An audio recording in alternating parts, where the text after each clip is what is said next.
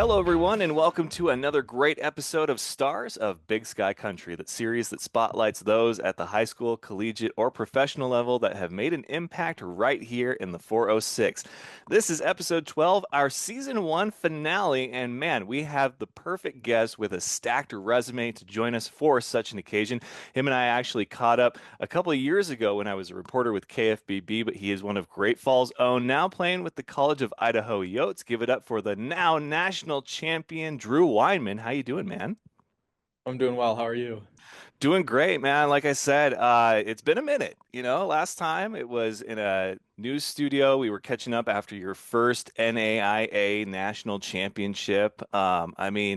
You went to College of Idaho with already a great resume. And as I was taking my notes for this episode, I was like, his resume, it's kind of like that Tom Brady joke that he's got like two Hall of Fame resumes, depending on, if you were to stop midway, 10 years of the first part of his career and then the next 10. But, let's go ahead and do a quick icebreaker with you before we dive too far into this. And that is, I got to know, what is a movie quote you live by, or maybe have lived by the last several years?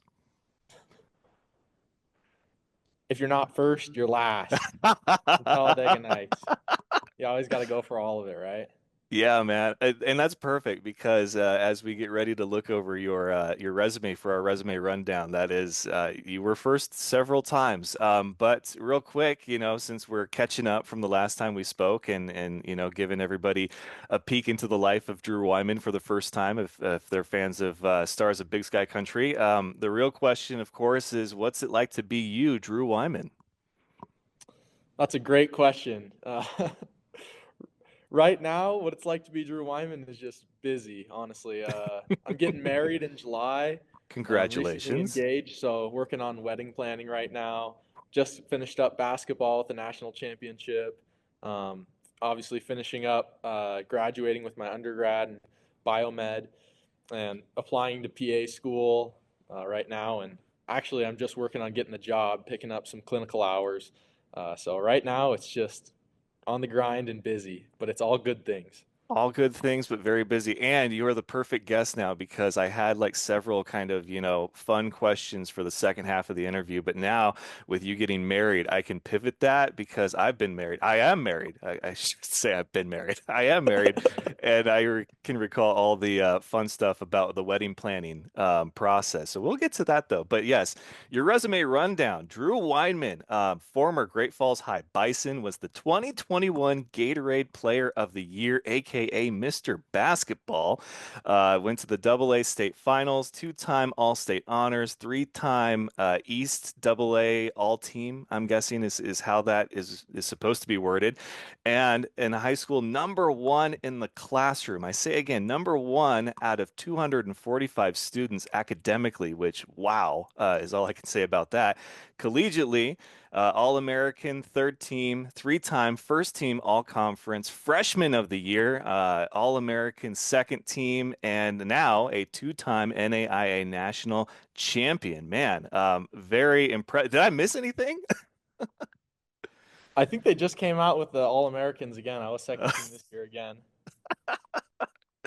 But man, you have been crushing it both on the court and in the classroom. And as you just mentioned, which I don't even have to go over on the resume, you are a biomed major at College of Idaho. So, you know, I think there's plenty of athletes that I talk to, that especially at the high school and college level, that is the furthest that they will take their sport. But for you, Aubrey Rademacher was on last episode, and she was just like, I think I'm going to be done with basketball after college, even though she thought she was going to be done at high school, but the COVID year canceled her senior year, and she's like, I can't end on that note. Like, I need one more year, to finish out, and she ended up with four more at Montana Tech. For you, though, I mean, with stats like yours and accolades like yours, I mean, you could play in one of those European leagues or over in Asia, or maybe even a run at NBA. Have you given any thought to that potential path?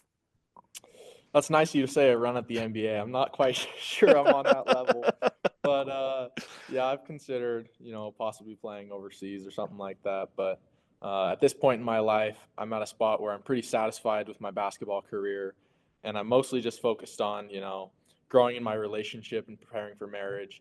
and also just moving on with my career as a PA and really pursuing that right now. Yeah, I think you're in a good spot too. I mean, you got multiple national championships, which some people never get one. They don't even taste that game, and for you to do it twice. I think when you and I first spoke in the news studio, I had mentioned that, you had gotten so close in high school, for the state title. You were in the state finals, but then never capped it off the way that you did. And then you're freshman of the year, and then you go all the way with the Yotes. And I said, which one do you think would have felt better, high school or college? And you were like, well, college when it happened, so it definitely feels better in that. But now I can ask you the Tom Brady question, which his famous quote is his favorite ring is the next one. How did the second one feel? Yeah, the second one was a lot better for me. We may have talked about it. I'm not sure if it went on air, but after the first one, in the last seconds of the game, I actually tore my shoulder like really bad. Ooh, I caught my hand in the net, and so that one I was on the baseline crying with the other team actually, and wow. so this second one felt a lot better. I got to go jump around with everybody at half court and actually celebrate the win. And so that made it feel a lot better in and of itself. But I think the culmination of just that we have so many seniors. You take your entire career has been leading up to that last game, that last moment, and for it all to just it felt like the stars were aligning and that we won that championship. It felt like destiny almost. So I'd say this one was way better. Yeah, and you guys have a hell of a program there at College of Idaho. I didn't even realize until I saw your guys' women's team, who is under second year head coach. And they came in and they upset Providence, who was the number 4 seed in that portion of the bracket. They were the host team, but not necessarily the home team. And it was a great game, but man, there was a lot of fight in that College of Idaho Yotes women's team, and so I'm like, this program has got to be something because I know Drew Wyman and the men's team, they're doing pretty good. And then sure enough, you guys go and make a full run and cap it off with the championship. So if you had to describe, your experience College of Idaho, I mean, how would you sum it up? Is that accurate to say that you guys have a pretty good program, basketball on both sides there? Yeah, the women's team has come a long way under Coach Kyle Erickson. He's done a great job. Um, it was fun to see. I think it was been many years since our women's team had won a game at nationals, and so that was great to see them have success. We're pretty close. Get to do long bus trips together. We travel to Oregon and Washington all the time on 8-9 hour bus rides. So we've grown pretty close with them, and so it was really fun to see their success. But overall, just like the basketball program, men's and women's at the College of Idaho has been really good. It was one of the deciding factors when I was picking where to go out of high school. Is just I wanted to go to a winning culture because at the end of the day, winning does make everything a little bit easier. And so that was one of the things that I looked at was, how had the program done in the past, and the men's basketball team specifically has been known for their athletic success. When we were at nationals in Kansas City, they had some announcer. We were doing a Fab 4 event with the Special Olympics, and he had said like, how many times had each of the teams been there? And we were the most veteran group. It was somewhere around, I'm not for sure, but it was somewhere around 25 times we had been to nationals. And so this program's been great for a long time. Well, it's good to hear, but now I got to know because I've recently witnessed Montana Tech do a four-peat at the Frontier Conference Championship. I don't know how well they do historically or did at the national level in the NAIA, but how close was that, or was that even a possibility school for you when you had, your decisions to make? Yeah, when I was deciding, I would say my top schools were probably Carroll College because my brother Matthew went to Carroll. And so they were definitely a school I was considering, and it only being, an hour and 15 away from home in Great Falls. And then College of Idaho, I had really great relationship with Coach Colby Blaine, played for him in Select and AAU. And I had some teammates who I'd played with who were also coming to C of I, Caden Handren and Whit Miller. And I just felt like the program was a family. And so I knew that Carroll and College of Idaho had a lot of success. So those were probably my top NAI and D2 options. And then I was also considering a couple D1s, one in Texas and one in New York, and then just a couple other that I decided, I wanted to go pursue an experience, pursue where I was going to be joy filled at. And at Yeah. the end of the day, I felt like that was going to be C of I. And I'm so happy with my decision. So let's go ahead and turn the clock back to your high school years, with Great Falls High Bison and just that career that you had there.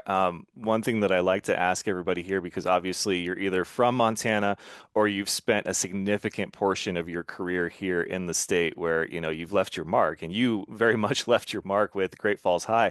How do you think growing up in either Montana or more specifically Great Falls helped shape you into the, multi-time national champion that you are? I think it instills a toughness about you growing up in Montana, grinding through every day.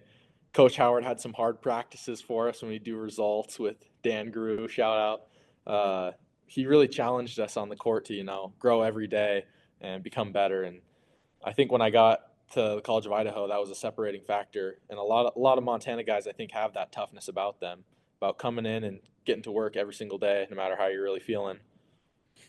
What was your deciding process like? Was it a lengthy talk with Coach Howard or parents or, friends, family? Like what ultimately helped sway you to College of Idaho? Yeah, I think I kept my inner circle pretty tight, and I mostly leaned on my family for my decision making, especially my older brother Matthew. Just with him having just gone through the process of being recruited, Mm. kind of knowing what it's like and what the experience is like. Asking him like, well, what mattered to you at the like, you were good enough to go to a D1. Did that fulfill you going to Carroll, or do you ever have like dreams that you should have gone D1? He said, you know, all those memories I made with those guys will never be replaced. Like I was so happy and grateful that I went to Carroll, and just hearing him talk about like at the end of the day, that was what mattered more to him was those experiences with people. And so when I was making my decision, that was what I leaned on the most was just who am I going to be surrounded with? Are they going to push me to grow as a person? Am I going to find joy with them in that experience? So that's ultimately why I chose C of I. And it also helps that they got a great academic reputation with my goals of going to grad school. Um, and my parents coming out here. It's a 9 hour drive, but they fly sometimes, they drive sometimes, but they made a commitment to me. They're like, we're gonna come support you no matter what. Like wherever you go, we're gonna be there, and that's been great having them. They come to almost every single game, and so it's been really special that they've allowed me to come here and still support me. That's awesome, man. And yes, that inner circle, tight as you can make it for the better. Because there's people, and I found this out the hard way a few times, especially because my wife and I, we moved, 3 times in 4 years at one point. We've been in Great Falls for 3 years now, but it's when you think that your circle of friends is one thing, it takes something like a move or changing something drastic to find out like who's really there, and it can be a little daunting. You're kind of like, wow, okay, I thought we were better than that, but I guess not. And so for you, I imagine that inner circle had, your back, and they're still there with you. Was there any hesitation when it came to College of Idaho that you weren't sure that going out of state was going to be the experience for you? I mean, I think any high school kid going to college is a little bit nervous to move away from their parents and to be independent. And so my only hesitation was really just that I was going to be moving away from home into a new spot, but I knew I was going to have people and family there to support me at C of I as well. Um, and I don't think anybody had malicious intent. With the like inner circle, but I just knew that I wanted to really base that decision with family. But I know there was a lot of other people who would have helped me choose the right spot. I didn't want people who didn't know me very much just to say, pursue that D1 dream. That's all that matters. Go to the highest level you can. That's not what it was for me when I was coming out of high school. So, but the only reservation really was just that I was going to be farther away from home because I really love my family. This episode of Stars of Big Sky Country is brought to you by Russell Country Federal Credit Union, where they believe in helping you and your children achieve financial success while building a better community. They want to be your financial home, so stop in at their Great Falls or Fairfield office and get started on your new account today. Yeah, a lot of you guys that I've talked to on this series, very family oriented, and it shows. I mean, you guys have very strong core, I guess you would say, or foundation. There we go. That's the better word for it when it comes to just your guys' pursuit of the things that you've gone on to do, and then your resume. You'd have to have support in order to do some of these accomplishments, especially for you academically. I mean, a biomed major. I mean, where does that stem from, given the talented athlete that you are? Yeah, my parents are in the medical field. My mom's a nurse, Ah. my dad's an echo tech, and so they kind of exposed me to the medical aspect of things when I was early in life. And then I just really grew interested with the sciences and math, and so kind of started down this path and started doing more shadowing and a little job experience. And I decided, this is what I want to do. So what do you want to do with it? Teach or become like your dad with in the Echo? I'd like to be a provider as a physician assistant, so that'll be 2 years of graduate school, and then starting up. I feel like it'd be weird to walk into a doctor's office like yours for something as routine as a physical, and I see all these, photos from like NAIA championships, Gatorade Player of the Year, and I'm just like, what? Am I being punked? That'd be fun.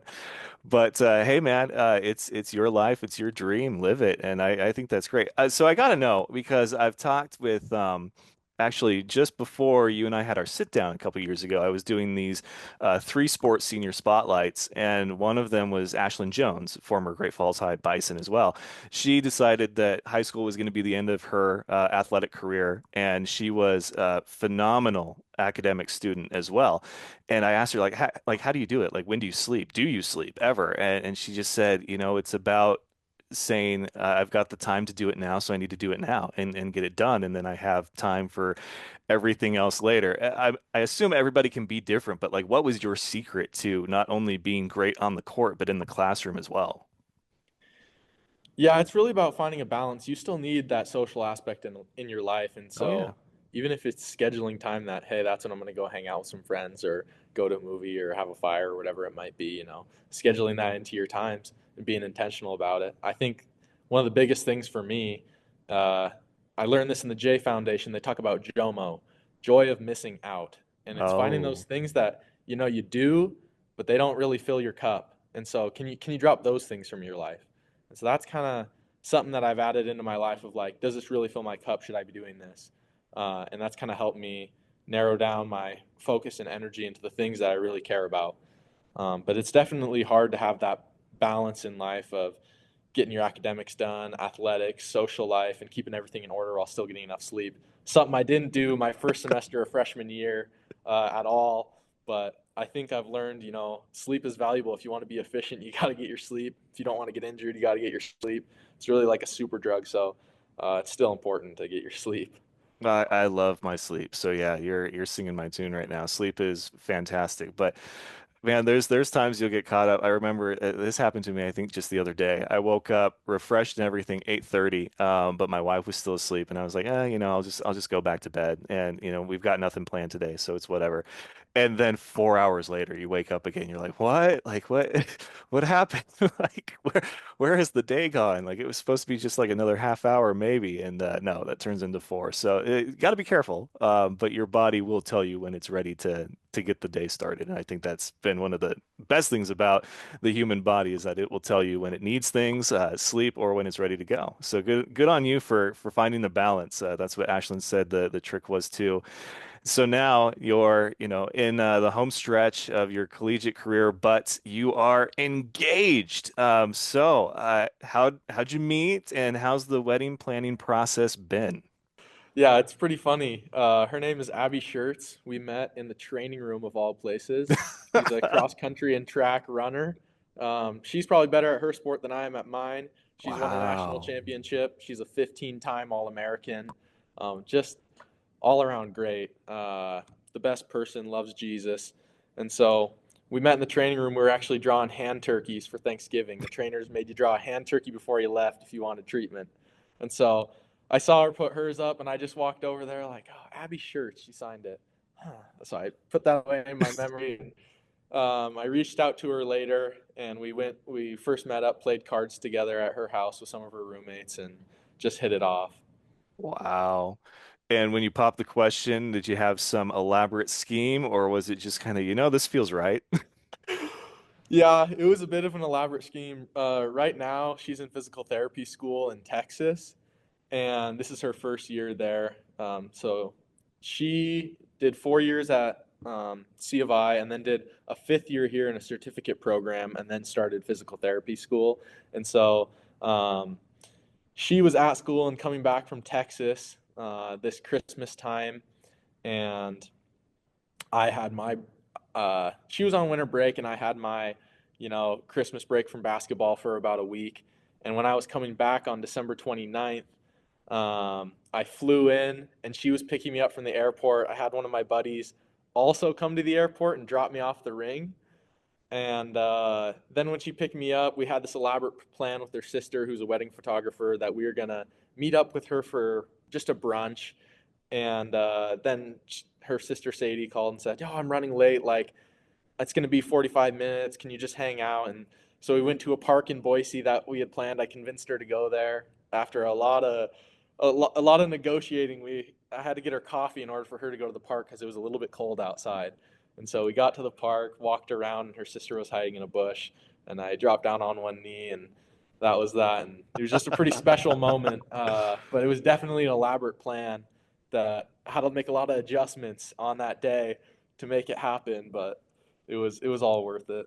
Oh, I bet. See, my initial guess would have been okay. So if they met because of hand turkeys in the training room, I would have my assumption would have been that you would have done it around Thanksgiving, and you would have said, "Oh, I went ahead and made you a hand turkey to take back home with you wherever, and put like a giant ring on it, like a drawn one, and put it up on the wall." And you have to, with things like that, you have to hope that they like look into the detail of it. And she would have been like, "What's with the ring?" And she turns around and there you are with a ring down on one knee. Like it would have been That would have been cheesy, pretty funny. but those are the kind of elaborate plans that you have to hope that they do like the steps two, three, and four in order to get to the payoff. Because if they just look and be like, "Oh, that's cute," and they're Nice. oblivious, it ruins the whole thing. So I think you went the safe route. So that was good. But Hmm. now the wedding planning, man. So for me and my wife, I actually did a majority of the planning because I had done event planning in various jobs before, and so it was, I knew enough people from being in bands where, I was in charge of booking the DJ, which was a buddy of mine who ran karaoke in Seattle, and then I went and we picked the venue together, but then I went and put the deposit down. We went and tasted cakes together. But as far as like all the extracurricular stuff, I was pretty much in charge of that because I had friends that kind of had their own area of expertise and stuff. And so we all kind of got together in that. How's the planning process been for you? And how small has the guest list been whittled down to? The hardest thing is choosing who's on the guest list because there's so many people Absolutely. who we love to be there, right? Yeah. But it's been going well. It's a little bit difficult when she's in Texas and I'm in Idaho, and she's in a doctorate program, and I got all this other stuff going on, finishing up my school too with basketball, and it's been busy. But we've been slowly chipping away at it. Still working on getting a DJ. So if anybody knows a good DJ in the Treasure Valley, hit me up, let me know. But it's been really fun. When you just think about what the future holds for you. You can get bogged down in the details of planning it, but at the end of the day, you got to remember the big goal and how important that is and how exciting that is. Yeah, there's a friend of mine who just recently got married within the last 6 months, and I remember we went down to Florida and had lunch with him and his fiance, and they were still in the planning process. And I said, if there's any advice that I could ever give to anybody in the wedding planning phase of their life, it's one, your guest list is a rubber band. So you have the rubber band and it starts out one way. And then as you start going through names, it stretches and stretches. But then as that stretches, you start going, "Oh, well, that adds this and this and this to the catering cost or to this cost." And so then it retracts immediately back down to a similar size.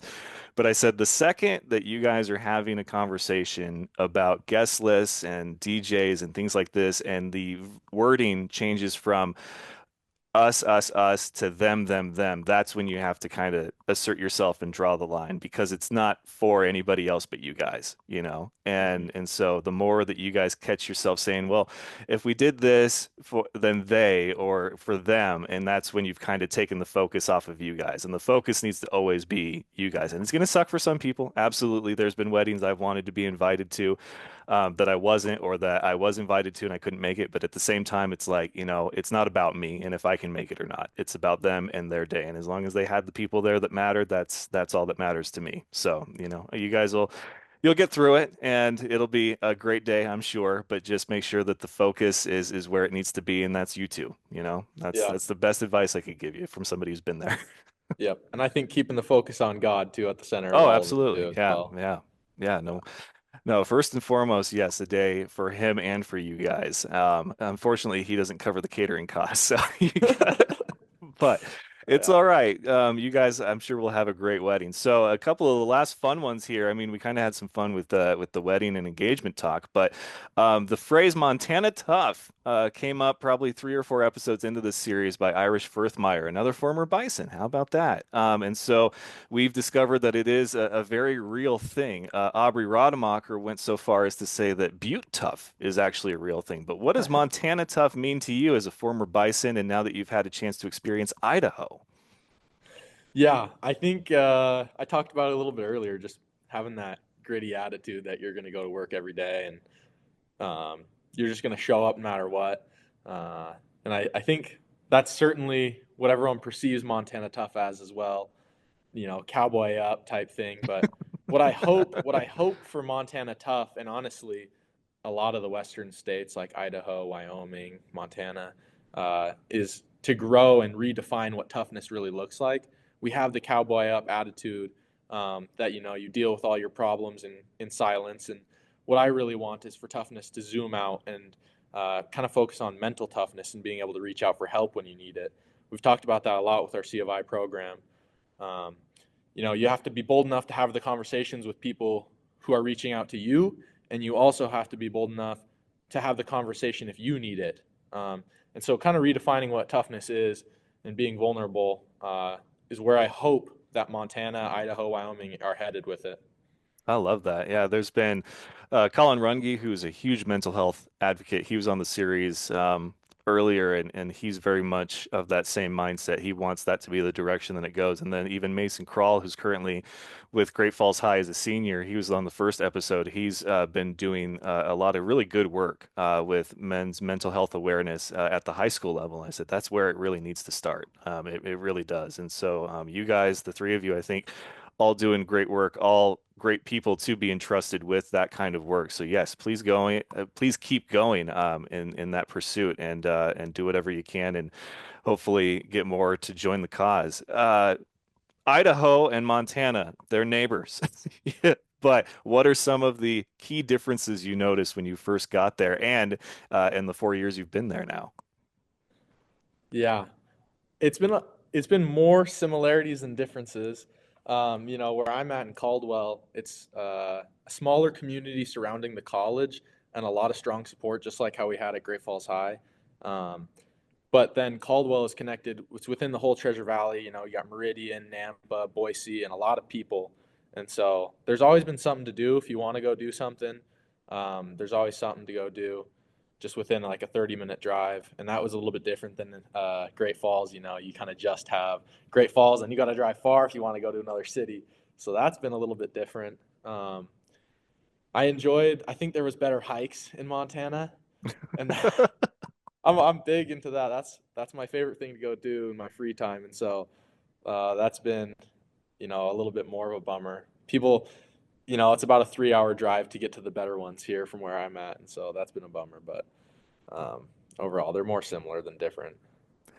Well, if this is it for you on the court, which I totally understand, you've got the next chapter of your life, life after basketball, ahead of you, staring down the barrel of wedding, and that's fantastic, man. So if you stopped it right now and looked back, what is the one moment that you're going to treasure forever between high school and college and everything that Drew Wyman brought to the court?